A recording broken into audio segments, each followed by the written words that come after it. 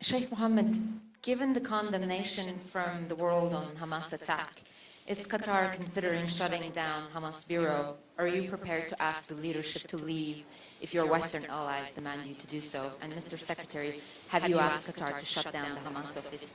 And if I may, Mr. Secretary, yesterday and just now, you said Israel has a right to defend itself, but you added that how it does that mattered. And you talked about a standard that democracies should strive for even when it's difficult to do so. Today, Israel ordered residents of Gaza City to leave and move south, something UN Palestinian envoy just called a crime against humanity. The translation wasn't great, so the gentleman before me might have asked something similar, but let me push you a little bit more on this. How does that order square with that standard you mentioned and also international law? Does the United States support this relocation? And since you had a conversation with Prime Minister Netanyahu, did you give your blessing for this move? Thank you.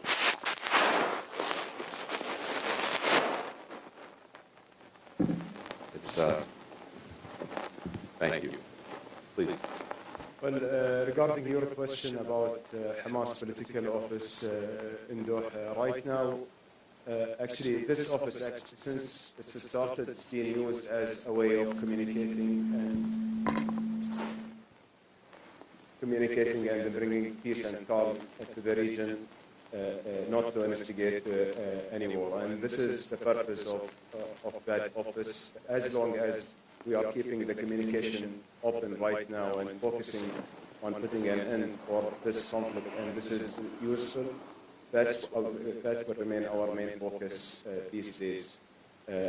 Actually, now our key focus for us in the state of Qatar, and I believe the United States sharing with us this objective, is how to put an end for this conflict, how to de-escalate, how to create a humanitarian corridor, and how to get the hostages back safe. Amara, first, regarding the part of your question, let me start by saying, and I mentioned this before, but I want to repeat it. I really thank Qatar for the work that they're doing to try to help secure the release of hostages. This is something that we deeply appreciate. I know that other countries do as well, and it's something that we're actively pursuing. I've also been making it clear in all of my conversations throughout this trip that there can be no more business as usual with Hamas. Murdering babies, burning families to death, taking little children as hostages, these are unconscionable acts of brutality. Every country in our judgment needs to condemn these actions, needs to hold them accountable, and we will continue to make that clear.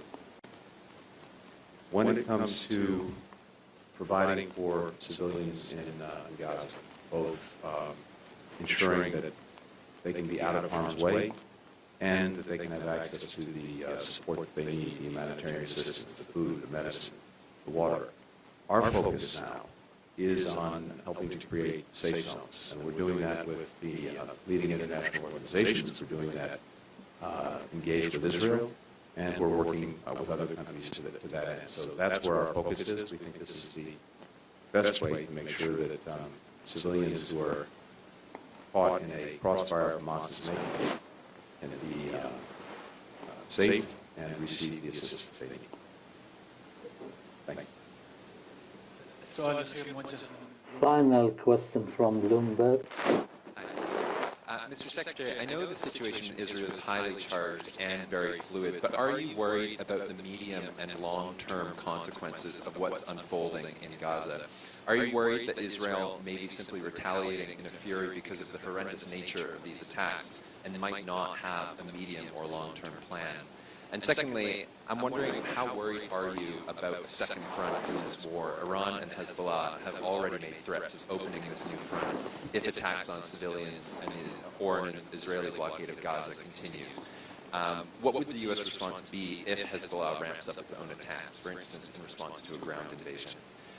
And Sheikh Mohammed, the U.S. and Israel are both struggling with this tragic and fluid hostage situation that the Secretary was talking about. and have looked for Qatar to help navigate it. Can you tell us about your engagements with Hamas? And are you optimistic about getting these people back alive, given reports that some of them may have already died in Israeli strikes on Gaza?